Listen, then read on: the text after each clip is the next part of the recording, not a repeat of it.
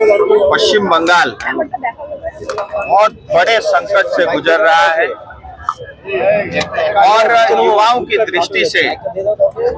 विशेष करके दो बड़े संकट हैं। एक बेरोजगार होता हमारा युवा पीढ़ी और दूसरा बंद होते उद्योग के व्यापार। 2016 से 2021 के 5 साल के आंकड़े बताता है कि पश्चिम बंगाल में 22,000 से ज्यादा उद्योग के धंधे बंद हुए हैं और 2019 से लेकर के 2025 तक के आंकड़े बताते हैं जो बड़े कॉरपोरेट हाउस है इन 6 सालों के अंदर में 6,600 से ज्यादा कॉरपोरेट हाउस घराने जो है उन्होंने पश्चिम बंगाल की बजाय अन्य राज्यों को चुना है और लगातार हमारे पढ़े लिखे होनहार युवा बेरोजगार होते रहे हैं, आज भी हो रहे हैं और हमारा युवा पश्चिम बंगाल छोड़ करके दूसरे प्रांतों में जा करके नौकरी करने को मजबूर है, पलायन करने को मजबूर है और आज जो है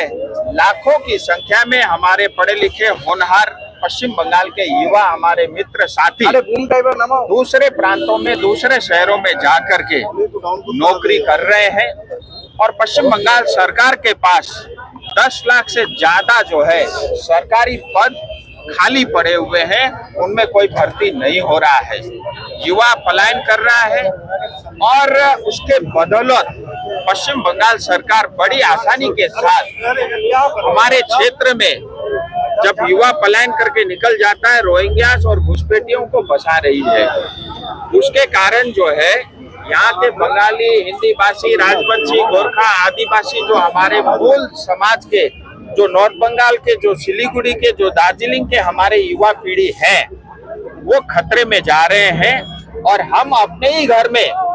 हम सिलीगुड़ी में ही, हम दार्जिलिंग में, हम तराई डूवर्स में माइनॉरिटी बनते जा रहे हैं। हमारी भाषा, हमारी संस्कृति, हमारी परंपराओं के ऊपर में बहुत बड़ा खतरा जो है मंडराता जा रहा है। आज शायद हम सबको ये दिखता नहीं है लेकिन 25 साल बाद ये हम माइनॉरिटी बनने वाले हैं और जो कोई भी नौकरी यहाँ पे रहता है, जो लोग कलकत्ता के पॉलिटिशियन यानी टीएमसी के नेताओं के जो समक्ष हैं, जो उनके करीबी हैं,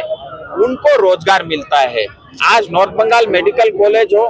या हमारे ब्लॉक लेवल के अस्पताल हो या डीएम प्रशासन का कार्यालय हो या बीडीओ का कार्यालय हो, कहीं भी आप सरकारी दफ्तर में जाओगे तो सिलीगुड़ी, दार्जिलिंग, तराई डूवर्स के हमारे युवा कम मिलते हैं, दूसरे क्षेत्र को ज्यादा मिलते हैं क्योंकि भ्रष्टाचार के कारण हमारी नौकरी भी खाई जाती है और आए दिन भ्रष्टाचार जो है ये भर्ती घोटाला जो है पश्चिम बंगाल में होता जा रहा है और हम युवाओं के माध्यम से आज युवा मोर्चा के कार्यक्रम में खड़े होकर के युवाओं की तरफ से पश्चिम बंगाल की टीएमसी सरकार ममता दीदी को ये अपील करना चाहते हैं और आज हमने उनको लाखों की संख्या में पोस्टकार्ड के माध्यम से उनको पत्राचार भी किया है। पश्चिम बंगाल का युवा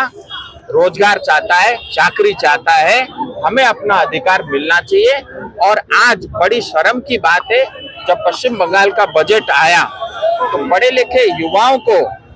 ममता दीदी ने बेरोजगार भत्ता देने की घोषणा की और जहां लाखों रुपए खर्च करके हमारा युवा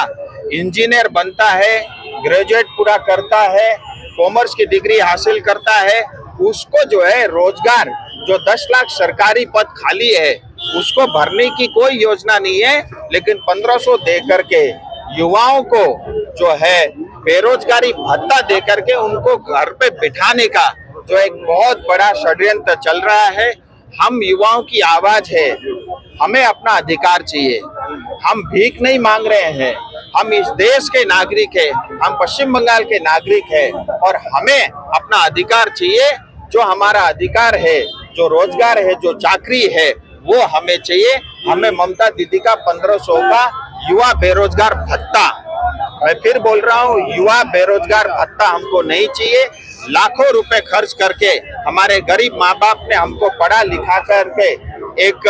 सक्षम युवा बनाया है। अब सरकार की जिम्मेदारी बनती है कि हमें रोजगार दे। लेकिन ममता दीदी हमें बेरोजगार भत्ता दे रही है। और मैं एक बात और कहना चाहता हूँ,